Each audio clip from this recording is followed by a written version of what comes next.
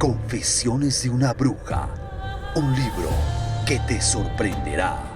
Luis Alfredo Garavito falleció el pasado 12 de octubre. Bueno, su cuerpo actualmente no ha podido ser reclamado en medicina legal en la ciudad de Valledupar, al norte de Colombia, y se rumora que algunas personas quieren comercializar su cerebro para llevar a cabo estudios científicos. Esta es una historia de Michelle Rodríguez. No le tengo miedo a la muerte porque esto es un ciclo. Porque mientras estábamos con Rafael esperándolo muchas veces afuera del auditorio donde lo entrevistábamos, la guardia, parte del equipo administrativo de la cárcel se acercaban a nosotros a decirnos: ay, él está negociando el cerebro de él para dejar a la familia bien, no sé qué. Pero yo creo que eran más esas hipótesis, chismes que le llamamos aquí en Colombia, ¿no?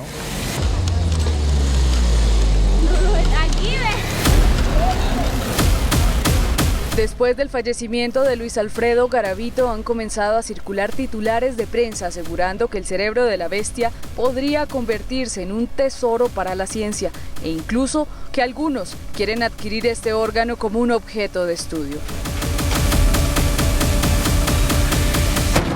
Si es natural, en la tanatopraxia se puede conservar. Esas zonas se afectan. Al afectarse, se atrofian. Se pierden los cuerpos neuronales o celulares que dan actividad a las redes que permiten el procesamiento de información. ¿Es útil para la ciencia el cerebro de Garavito después de su deceso? ¿Para qué sería utilizado? ¿Podría comercializarse?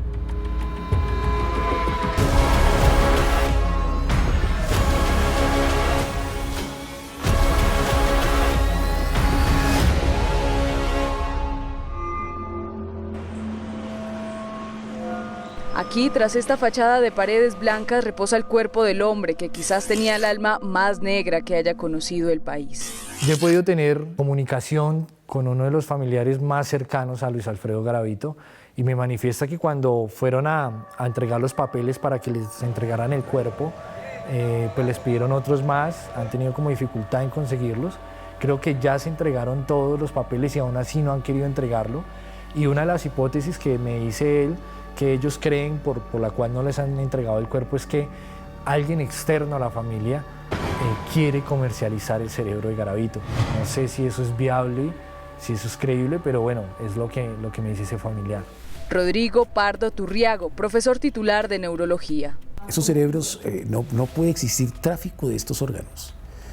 Se hace solamente con propósitos científicos, exclusivamente, y bajo un protocolo de normas éticas, de confidencialidad, de anonimización absolutamente rigurosos. Según estudios científicos, la actividad cerebral se mantiene varios minutos después del deceso. Sin embargo, ya han pasado 17 días del fallecimiento de Garavito. ¿Qué hacemos nosotros como tanatopraxista? Retener el estado de descomposición para que esa persona esté en la sala de velación y su familia lo pueda ver. Puede frenar a 48 horas, se puede conservar 72 horas, eso depende ya de la solución que podamos nosotros hacer. ¿Ese cerebro se puede examinar aun cuando esa persona ya falleció? Cuando los tejidos post-mortem son adecuadamente preservados, fijados y coloreados, se convierten en una huella digital cuya longevidad está garantizada por mucho tiempo y por muchos años. Comenzaron a realizarle todo lo humanamente posible y a la 1:20 de la tarde falleció.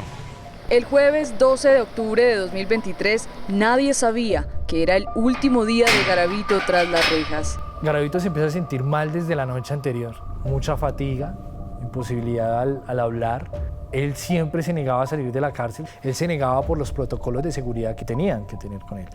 Y me cuenta una persona muy cercana a él que le empiezan a decir: déjese llevar al hospital, está muy malo, vemos muy decaído. Luis Alfredo Garavito fue trasladado a la clínica Santo Tomás de Valledupar, al norte de Colombia, a casi 8 kilómetros de la cárcel La Tramacúa, donde falleció a la 1:20 de la tarde. Y en la noche empiezo a escribir y suena mi teléfono, miro, me habían enviado una noticia de un medio regional de Valledupar y decía: este libro lo llevaba Luis Alfredo Garavito. Fue una de las pertenencias que tenía el sujeto cuando ingresó a la nueva clínica Santo Tomás de Valledupar. Y era el libro pues, de El reflejo de la bestia, que fue publicado por Testigo Directo Editorial, el libro que nosotros sacamos de él, uno de los libros, y pues lo llevó hasta el último día, lo estaba leyendo. Pero la noticia sobre su deceso parecía que ya era un titular anunciado. Nos relató como si fuera un periodista, un reportero en vivo, el día de su... Y empezó a decir: atención, atención, acabó de morir la bestia, Luis Alfredo Garavito, el hombre que aterrorizó el país. Y nosotros quedamos impresionados con Rafael y me pasó un escalofrío precisamente el día que falleció, porque así mismo lo dijo la prensa el 12 de octubre del año 2023. ¿Qué se podría hacer con el cerebro de un sociópata, por ejemplo, como Luis Alfredo Garavito? Podemos examinar muestras de tejido cerebral años después del fallecimiento de quien tenía su cerebro, a condición de que hayan sido adecuadamente fijados. Es decir, hay que preservar los tejidos para que los tejidos no se descompongan. Y eso se hace mediante técnicas que son conocidas hace cerca de 200 años. Si se quiere examinar el comportamiento psicopático, ¿a qué parte del cerebro entrarían a examinar esos tejidos? Entraríamos a observar esta zona, que es lo que se llama el lóbulo frontal, que está justamente aquí o justamente aquí. Los cortes permiten generar este tipo de información que este modelo nos muestra, como en la profundidad están los valores, la moral, el pensamiento, la empatía, y aquí las emociones. De manera tal que cuando usted ensambla todo el modelo, tiene las emociones muy cerca de lo moral. Estas son las zonas que probablemente en un caso de sociopatía o psicopatía van a ser objeto de estudio. Y de esta pequeña circunvolución usted puede tomar cerca de 30 o 40 cortes. Es decir, el cerebro de un psicópata demuestra menos control sobre el sistema límbico, encargado de emociones primarias como la ira y la rabia. Algún día Dios los va a llamar a ustedes a cuenta, porque los va a llamar, porque se están metiendo con un hijo de Dios. Y una reducción del autocontrol. En cuanto a morfología, ¿cómo puede cambiar un cerebro de una persona pues, que socialmente se comporta de una manera normal a un sociópata? Voy a querer mostrárselo. Usted observa aquí todos estos surcos. Esto es normal. Estos surcos, que son estas arrugas, que están separadas por unas hendiduras. En un cerebro como el que estamos hablando, es posible que estas hendiduras sean muy profundas, mucho más profundas, y al ser mucho más profundas, los espacios de procesamiento que son estos se disminuyen, se hacen muy pequeños. En consecuencia, ahí probablemente no cabe lo moral, lo emocional, lo empático simultáneamente. Y entonces en esos cerebros se puede ver cómo estas zonas son más pequeñas y más aplanadas, no tienen los volúmenes que se requieren para hacer todo el procesamiento que permite respuestas adecuadas en ambientes adecuados.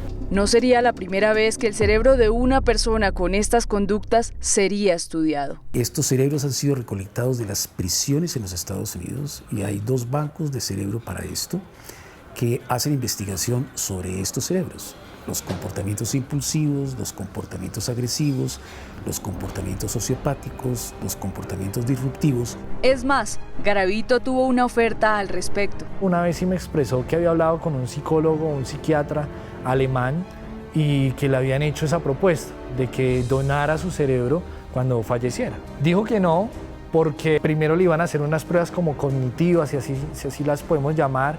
Incluso nos relató que una de esas pruebas le explicaban a él que lo querían meter en una habitación donde le colocaran sonidos, voces de... Y él dijo que él no era un animal de circo, se negó rotundamente a todas esas pruebas cognitivas.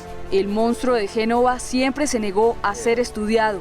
La mayoría de análisis se han practicado a través de las pocas entrevistas que dio a medios de comunicación. Una inmadurez psicológica. El día de hoy se desconoce el estado de descomposición que tendría el cuerpo de Garavito, pero según Germán Bautista, tanatopraxista, varios factores pueden incidir. Las personas que mueren en temperatura alta se descomponen porque el cuerpo se va a descomponer más, porque ya no hay hidratación en nuestro cuerpo, se acelera más el estado de descomposición. ¿sí? Y la concentración de la solución para la preservación de ese cuerpo tiene que ser muy diferente. Quizás Garavito ya desde muy adentro sabía lo que significaría su fallecimiento para el país y la ciencia. Yo creo que Garavito sí hubiese querido que vendieran su cerebro o donarlo. Entonces él no lo hubiese sentido como algo malo, sino se hubiese sentido como un Einstein, un pensador muy grande al cual pues se le debería buscar cuál era la naturaleza de su inteligencia, ¿no? Pero obviamente en este caso lo que se mira es la naturaleza de esa conducta tan malévola que tenía, ¿no? Sin embargo, al haber tenido un deceso natural, el cuerpo y los órganos de Luis Alfredo Garavito Cubillos están bajo la potestad de los familiares, quienes tendrán la última palabra sobre su fin.